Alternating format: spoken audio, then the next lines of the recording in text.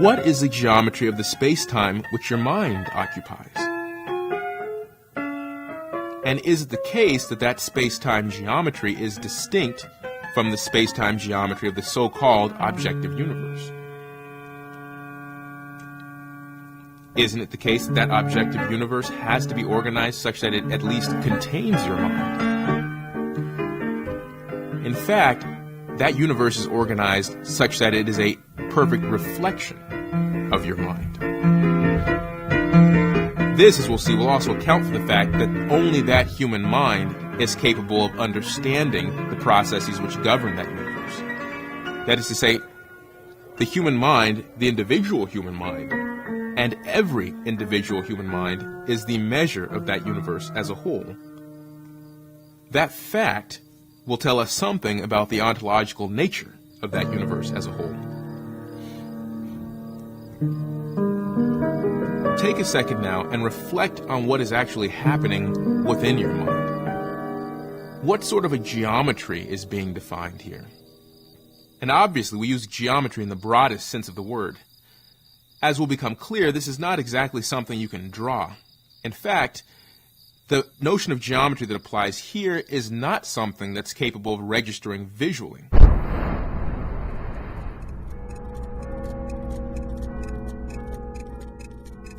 There is no one thing called space or time or even space-time that exists independently of action.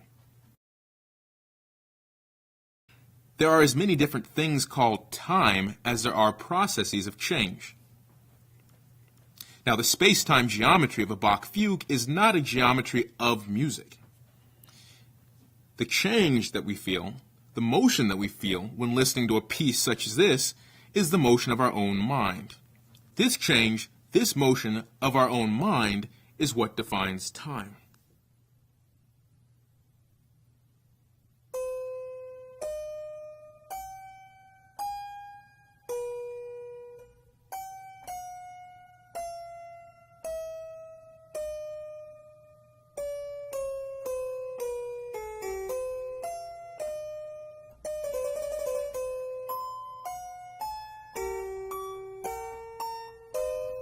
There are no fixed moments in this space-time. Every moment acts both backwards and forwards in time, transforming the character of every other, creating an idea which exists entirely outside of the sequence of notes. If we listen to this constant interplay of voices, this constant development of paradox and their resolution, and we decide to stop it at a specific location, we can see that in that moment, there is contained no discernible structure. Like the single note, but more pronounced, this moment is underdetermined, and its character is defined by the events which are to come. The ability of each successive note on that process to act on all that precede immediately requires us to scrap whatever notion we once had of linear clock time unfolding in a given direction. At the very least, this notion of time requires processes to be able to flow, requires causality to be able to flow in two directions at once.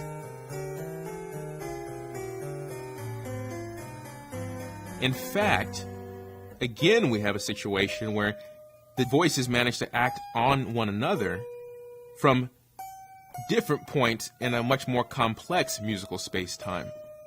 And it's only across this entire complex musical space-time that you're capable of recognizing a whole as a whole, a single idea as an idea. So the idea must exist outside of the composition in such a way that it is capable of acting at every point on that composition at once. As further voices are introduced, the complexity of this space begins to unfold, and as you listen to it, you can almost sense the space-time in which that composition has to exist. The idea of sheet music is therefore misleading.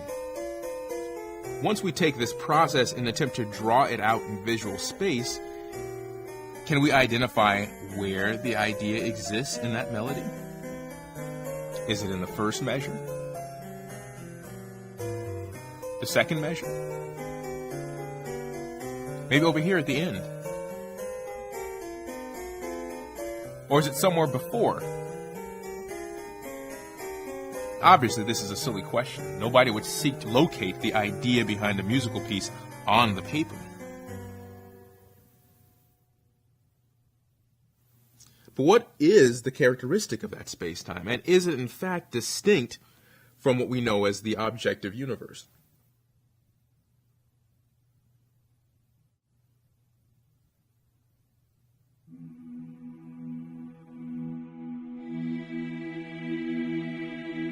Typically, this is treated, and quite correctly, as a theological question. If the universe is a created universe, we run into an interesting paradox. Does the creator of the universe exist before the universe that it creates? Now, at first, this might seem like it's an obvious question with an obvious answer. Of course, anything that creates anything else has to exist before the thing that it creates. I mean, it certainly can't exist after the thing that it creates, can it? But when we're talking about the universe and the creator of that universe, we run into serious problems. That is, if we say that any event exists before the universe, we're saying that it exists before the universe in time. This means that time exists before the event that creates the universe. That makes our creator not much of a creator. Now, we could put another creator prior to that time, responsible for creating that time, that creator, and that universe. But if it's before our old time, then it must be before our old time and some new time. We'd have to place another creator before that time, and another before that, before that, before that, and that quickly becomes ridiculous. We're faced with a different sort of relationship between the creator and the created universe, one that in fact looks a lot more like the relationship between the idea and the composition from which that idea unfolds. Now, is it a coincidence that this principle, which seems to be a principle solely of cognition, of creative human thought, is necessary to be brought to bear when discussing the universe as a whole? Is it any more of a coincidence that the only thing within that universe that's capable of even asking that question is the individual human mind? Is there some reason for this clear parallel between processes of creation in the small and in the very, very large?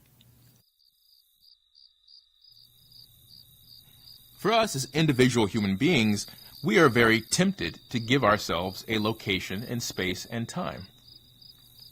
But this is an illusion of sense perception. From the standpoint of sense perception, we seem to occupy a tiny point in space and in time. That is to say, the actual volume we occupy, our body, compared to the size of the Earth, is rather tiny.